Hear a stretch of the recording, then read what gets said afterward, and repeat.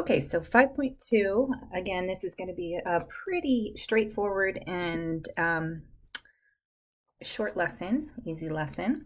We're going to do, so the last lesson we did angle bisector and we did perpendicular bisector, okay?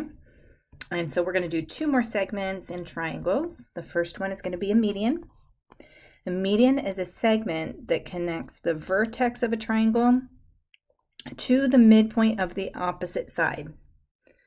All right, so here is an example. We want to draw the median from B to AC. Okay, so in order to do that, first what we want to do is locate the midpoint of AC. All right. So again, you can get a ruler and measure it, or we can just kind of see here. That looks to be the midpoint. We want to make sure that we label congruent parts so that we know that it's identified as a midpoint. So I'm going to mark these two congruent. And then if you have a ruler or straight edge, it's helpful. And we're going to connect from B to this midpoint.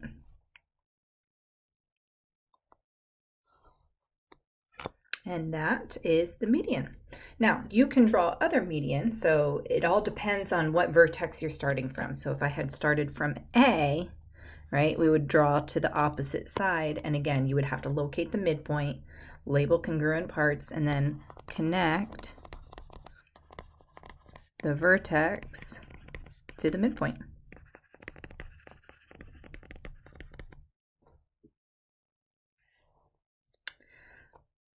All right, so example 1, find x if AD is a median.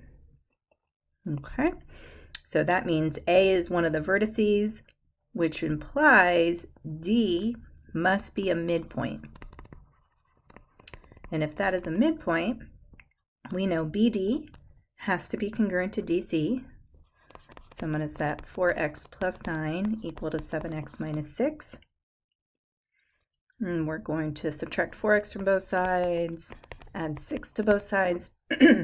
So we get x equals 5. And just making sure that's all we needed to solve for. So we have x is equal to 5. Okay, so that's the median. The other segment that we want to look at today is the altitude. Now, altitude, whenever we think of altitude, we want to think of the height. Okay, and the key here is the segment is always going to connect a vertex, and it has to go to the opposite side such that it's perpendicular to the opposite side. Okay, and sometimes what we have to do here is possibly extend a side in some cases. So here I gave you two different examples. We want to draw from C to AB. So in this picture, we want to go to C to AB. Now, sometimes it helps if you want to turn your paper around and maybe put it so that, like, for example, maybe C is here and side AB is right underneath it, because then it's really easy to just draw that line going straight down, going perpendicular. Sometimes it's a little harder to see when the triangle, when you're not drawing from top to bottom, you're going like diagonally in this case. But usually if you use a ruler, which I know you can't see on my screencast, but I actually am using a ruler, placing it and just kind of swiveling it to make sure I can go from the vertex to the opposite side. Also, sometimes it helps. You almost want to just ignore, I'm just going to erase this for a minute. Just ignore everything else in the picture. You're just really focusing on the vertex and the opposite side, okay? And just kind of ignoring all the other sides. Now, we want to make sure that we also label, always label the right angle. So again, it's going to draw. It goes from the vertex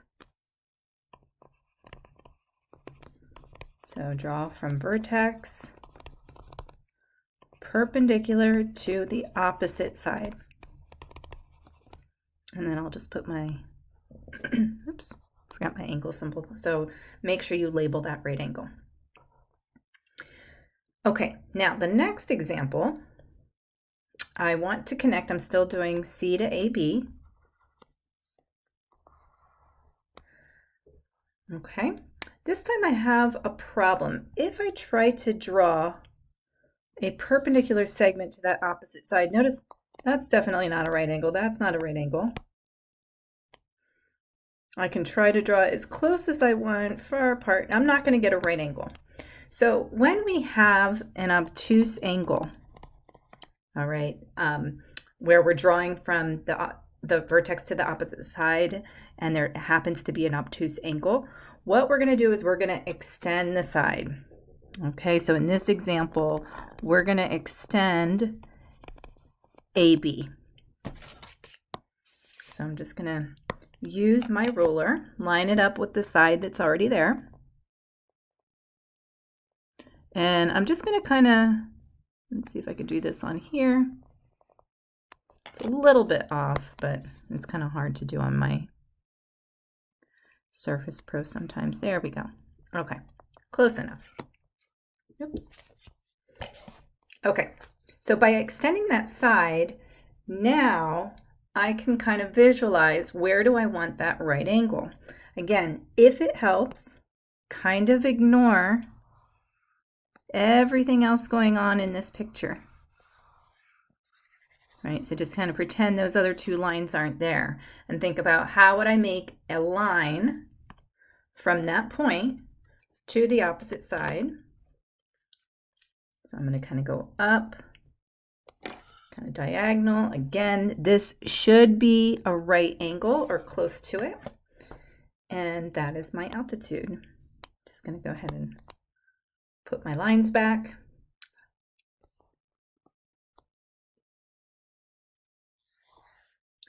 Okay, now let's take a look at a few more applications here. We want to find the value of x and ij if hk is an altitude. So if this is an altitude, there's only one way that we can solve for x, and it does not involve these two sides, because an altitude does not necessarily cut the opposite side in half. But we do know that this has to be a right angle. So I know 3x plus 3 must be equal to 90 degrees. That's the only way I can solve for that. So I have 3x equals 87. Divide both sides by 3, so we get 29. We're not done because we also wanted to find the length of ij. Ij happens to be these two sides combined. So if I were to substitute 29 in here, and there's a couple ways I could do that. You know, you can just figure out each side and then add them together. Or you can just see this whole thing is 2x minus 1 and then plug it in. But let's see, so this will give us 37.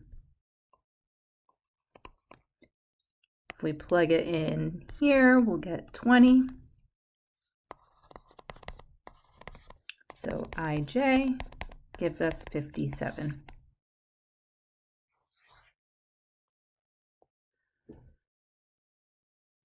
Okay, just a few more examples here. We have, we want to find the length of CD. This time, AB is a median.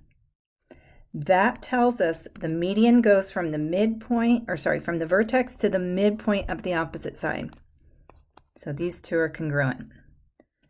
So I have x squared plus 5x minus 9 equals 2x squared minus x. So I notice that I have x to the second power terms. So that means I'm going to try to get everything on one side. So I'm going to subtract the x squared. I'm going to subtract the 5x. I'm going to add the 9. So I'm going to make the left side equal to 0. So that's going to be x squared minus 6x and then plus 9. So I just kind of moved everything to the right side. Now I'm thinking, what two numbers will multiply together to give us a positive 9 and then add up to negative 6? Well, that'll just be a minus 3 and a minus 3. Now if I were to set, I only have to really set one of these equal to 0. So that gives me 3. And now I want to find the length of CD. So what you can do is you can figure out each measure individually and then add them together. I think that that's best because you want to also make sure that you get the same answer for both. So let's double check. Make sure we solved it. So that's going to be 9. Oh, but then there's a minus 9 here. So CD is 15. And then BD, so that's going to be 2 times 3 squared minus 3. So 2 times 9, so that's 18. Minus 3 is 15. Good, so it's good that these came out to be the same. Therefore, oh, I just realized this is supposed to be a CB. Because CD is the whole thing combined, so that's going to be 30. Sorry about that. Yeah, that was supposed to be CB.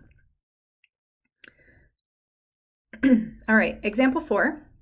GFH is the angle that we want to find given that FH is an altitude. So altitudes, again, only give us one piece of information, and that is they make a right angle with the opposite side, and you'll notice that opposite side is already extended. Now, if this is 127, right, then we can figure out the other angle because they form a linear pair. So that's going to be 53. And then we can just kind of focus in on this triangle here, right? So those three angles have to add up to 180. So if I just take, or I could just see 90 minus 53. Because if this other angle equals 90, then the other two must be complementary. So we get 37.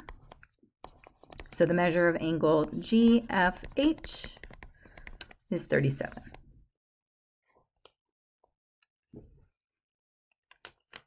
Okay, last one.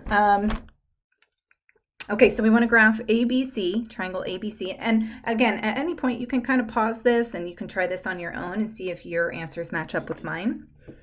So A is -4, 6. So here's A. B is at 2, 0. And C is at 6, 4. Okay, so I'm going to connect these to draw them.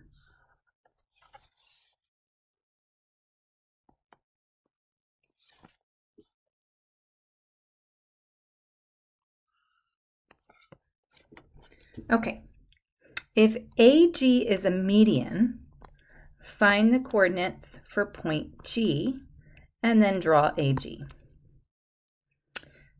Okay, so AG, that means it must start from point A and it's got to go to the midpoint. Remember, median goes to the midpoint of the opposite side.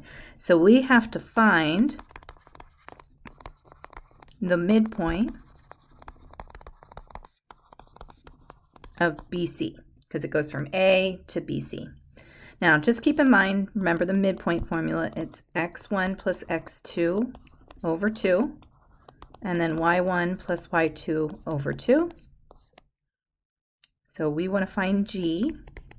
So again, we're going to really just focus in on point B and point C.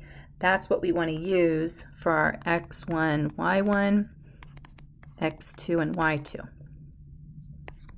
So I have 2 plus 6 over 2, 0 plus 4 over 2. So my coordinates for G, so let's see, that'll be 8 over 2, so that'll be 4, and then 2. And let's verify that. So 4, 2, Maybe my graph is a little bit off, but that's okay. I'm going to label G. I'm going to label these two as congruent parts since that's the midpoint. And then let's go ahead and connect G and A. And we've graphed the meeting. Okay, so if you finish early, then you can go ahead and start the homework, which is the worksheet you'll find on MyJag.